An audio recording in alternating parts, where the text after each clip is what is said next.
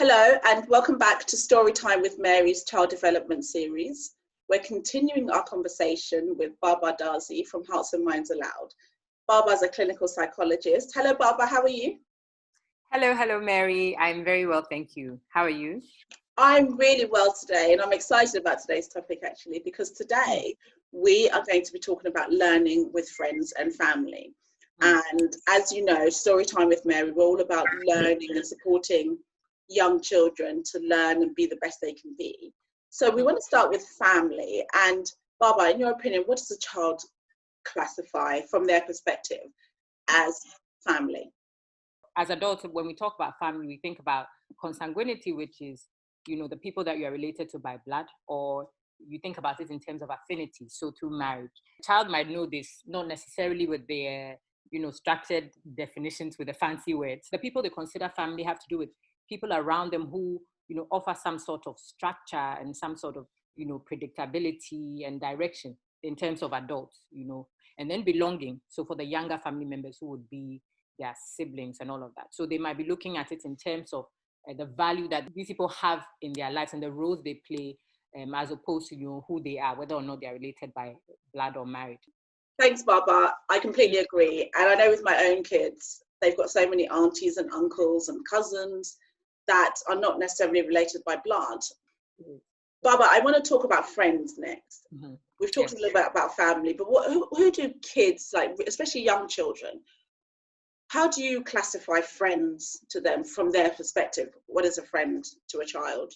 For children, what they consider important for friendship is someone that they're able to share time with, share their experiences with, share their belongings with, whatever those belongings are, toys, clothes if they are allowed, food, just basically having that sense of, being able to look out for one person and having them look out for me, someone they're able to play and learn with. I think those are the sorts of experiences that they would use to classify another person as a friend. Perfect. And I think from my own perspective, again, I've seen my 4-year-old, she's got a really special friend that she made at school, and we've encouraged that friendship, and that friendship is blossoming, and they spend so much time together. It's so nice to see. But then she also considers her little sister as her best friend as well. Exactly. Like I said, we've spoken a lot about children learning through play and at home and outside of the home, and they're constantly learning.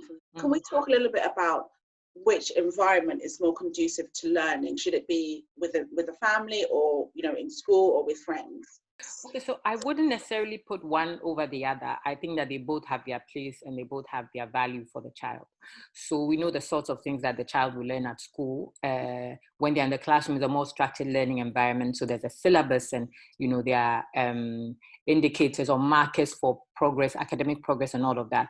And then there's a kind of learning that they do with their friends in terms of social skills, which is great.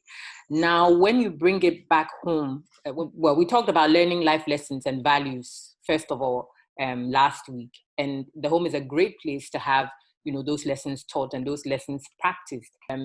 We've said that parents also help with children practicing what they've learned in the school environment. So sometimes when they need to go over their assignments and all of that, parents are there to help them. So we know that outside of the nuclear family, there are also other family members, depending on how accessible they are to the children. They could also have a positive impact in terms of the learning experience and development of the child. To summarize it, I wouldn't put one above the other. They each have their place, and they have, something important that they contribute to the development of the child. Since the children have stopped going to school, and we've been home educating my 2 girls, it's been a real eye-opener, and I really can't wait for them to go back to school. I can imagine. So that's great. So I completely appreciate that, both are equally as important. They definitely are, because you can teach children life lessons at home. Yeah. Moving on slightly, how important is it for children to have more people around them? I wanted to understand if the size of the family and the number of friends that a child has, is that a catalyst for learning? Do they learn? Do they soak up more when they have more people around them?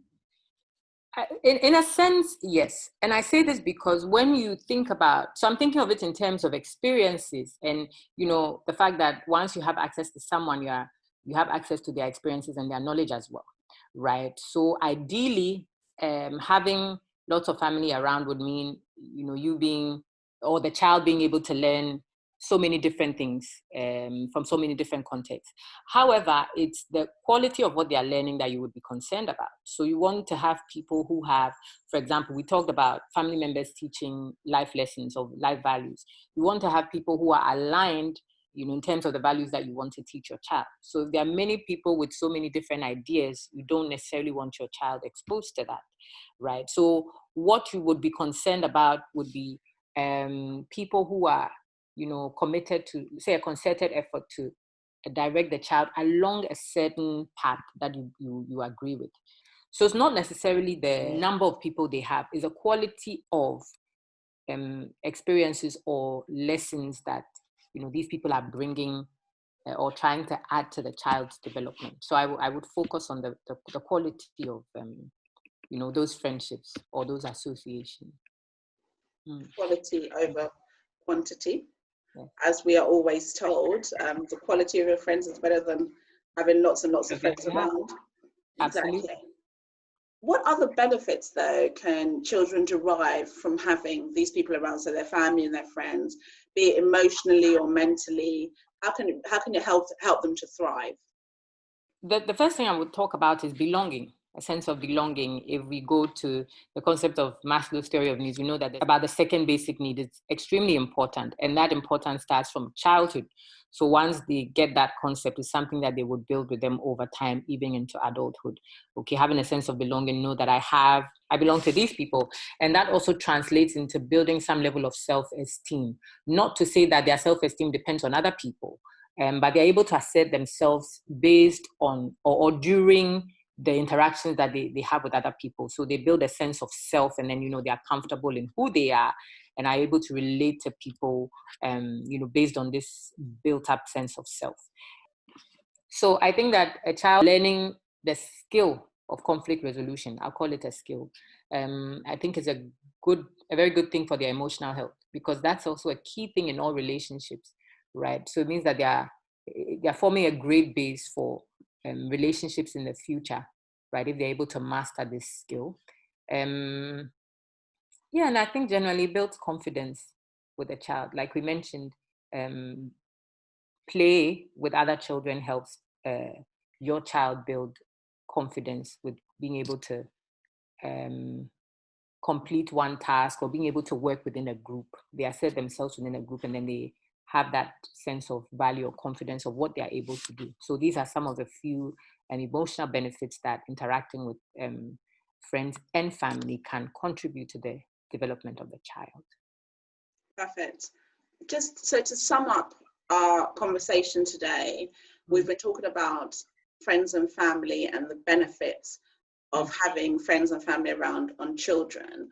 And we've spoken a bit about, how important it is for children to have people around, to soak up learnings from, and we've spoken about how it's beneficial for them to both learn at home as well as outside of the home with their friends, and also quality of friends over quantity. So it doesn't necessarily matter how many people you have around you.